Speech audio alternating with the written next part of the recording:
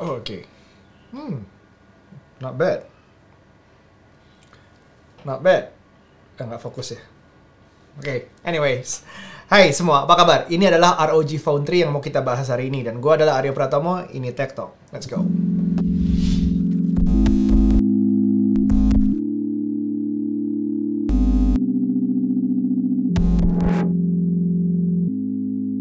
ROG Phone 3 udah sampai 3 aja. Kayaknya baru kemarin gue review yang pertama waktu gue lagi di Hawaii pas launching pas acara Qualcomm, dan sekarang gue ngebahas Qualcomm's best processor in a phone. Jadi kayak ini ROG Phone 3 ini panjang banget deh. Oke, kita mulai dulu dari desainnya. Secara desain, menurut gue, ini semakin mendekat dengan yang non-gamers. Artinya lebih relatable, lebih approachable untuk beberapa yang kayak, oh, kayaknya desainnya bukan gue deh, gaming banget, gue bukan gamers. Nah, gue bukan gamers, gue sendiri bukan gamers, dan gue spend time untuk main game di smartphone mungkin cuma 10 menit, paling lama setengah jam ya. Tapi gue butuh beberapa spek dari gamers. Kalau komputer kita lihat spek untuk laptop atau PC gaming itu selalu off the charts dan bagus banget buat kerja lainnya, termasuk yang kayak heavy editing video misalnya. Makanya gue selalu nggak bisa nutup mata untuk yang spek gaming karena they're really good. Nah, ini adalah yang ada di ROG Phone 3. Secara desain mendekat ke situ, tapi speknya tetap spek gaming. Ini gede ya. Gede tuh boleh dibilang dengan layar 6, hampir 6,5 inch. Itu cukup besar, dan bahkan kalau kita ngomongin depannya tuh masih ada jidat, masih ada dagu, yang kalau ngomongin borderless frameless nggak dikejar ke arah situ. Layarnya konvensional tapi kenceng banget. Kencengnya maksud gue adalah ini juga layar pertama yang menggunakan 144 Hz refresh rate. Oke, kebanyakan smartphone lain yang udah mulai naik adalah 90 dan 120 Hz. Ini 144 Hz. Pertama kali yang resmi yang ada di Indonesia.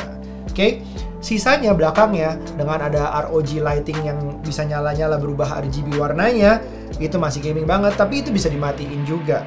Ini juga akibatnya mengorbankan wireless charging. Ini nggak ada wireless charging, tapi masih mementingkan adanya lighting di belakang ini. Ada beberapa bagian yang transparan, ada desain-desain tipis yang ala-ala gaming, itu masih ada. Dan it's huge, it's still huge.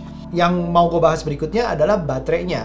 Besarnya itu karena baterai sampai 6000 milliamps, itu gede banget. Dan ada beberapa fitur yang bikin dia memang lebih baik lagi, yaitu chargingnya cepat juga, terus juga peletakan chargernya.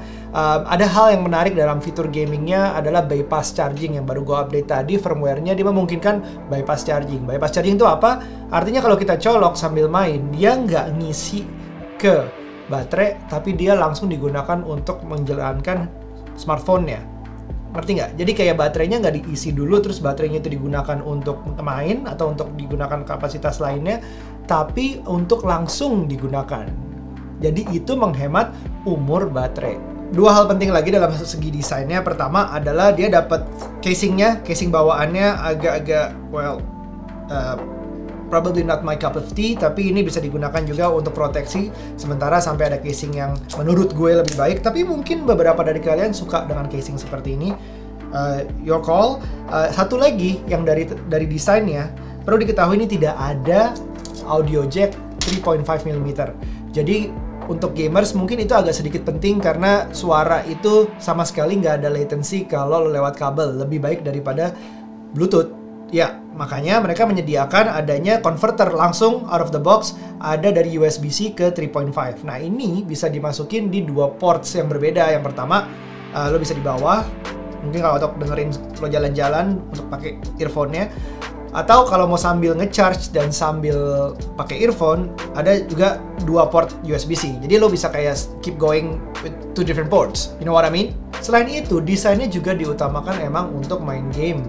Kayak seperti speaker yang front facing dua-duanya, stereo kanan kiri, seperti letak kameranya kalau kita misalnya mau live stream, itu nggak di tengah, kamera depan ya, nggak di tengah atau ada poninya ya, sehingga kameranya tidak tertutup tangan kita. Jadi streaming, merekam layar sambil merekam foto kita, video kita, it still works. Itu udah dipikirin. Selain itu, chargingnya juga bukan hanya di kanan artinya di bagian bawah dari smartphone atau di bagian samping, itu juga bisa bagian samping, dimana ada pelindungnya sendiri yang membuat kita bisa charging dari samping. Itu bagus banget. Ada beberapa fitur-fitur lain yang seperti air trigger yang masih ada sejak ROG 2 kemarin. ROG 2 kemarin juga ada air trigger, tapi sekarang jauh lebih responsif, customizable, dan enak banget. Prosesornya menggunakan yang terbaik yang Qualcomm pernah bikin, terbaik yang udah ada di Indonesia secara resmi, yaitu Snapdragon 865 Plus. Plus itu artinya juga di overclock lagi, dan dengan sistem cooling yang baik, memang seolah-olah diutamakan banget untuk gaming. Dan itu kerasa banget. Ini yang pertama yang ada di Indonesia, 865 Plus, belum ada lagi smartphone lain yang pakai ini. Yang menariknya, walaupun ini semua dapat speknya yang tinggi banget, tapi dia ada pilihan lebih ekonomisnya. Yang gue pegang sekarang adalah RAM 8GB, ROM 128GB. Itu yang termurahnya yang ada di Indonesia, sekitar 9 juta rupiah. Di bawah 10 juta untuk spek seperti ini, itu patut dikonsider banget. Terus yang kedua, kalau misalnya ada dana lebih, 14,9 atau hampir 15 juta untuk yang 12GB RAM dan ROM 256GB. Tapi ini smartphone. Kita nggak akan afdol kalau nggak ngomongin kamera pada sebuah smartphone. Apalagi kita udah spend 9 atau 15 juta untuk sebuah smartphone. Kameranya lucunya masih ada bumpnya walaupun bodinya udah gede. But it's okay. It's masih nggak mengganggu kalau ada ditaruh di meja, dia nggak pindah-pindah, nggak geretek-geretek gitu. Tapi hasilnya seperti apa? Well, you can't expect everything to be perfect, right? Jadi tanpa memberikan komentar dari gue, lo lihat aja video berikut ini hasil-hasil kameranya dalam beberapa kondisi. Menurut lo gimana?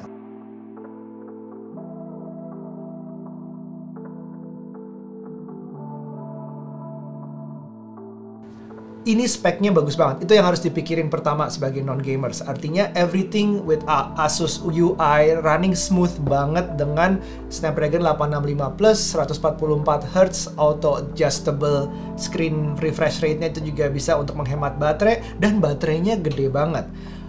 Gue merasa nyaman pakai Asus UI sebagai non-gamers bahkan. Dan begitu lo berubah jadi gamers, lo main misalnya gue main COD Mobile, gue bukan gamer sih ya, tapi bisa dapat kills yang lumayan. Kayaknya ini gamenya kegampangan atau yang lain lawan gue kurang. Tapi ya gue yakin ada faktor kecepatan smartphone-nya berperan di sini. Nggak tahu, gue bukan ahlinya. Kalian komentar seperti apa?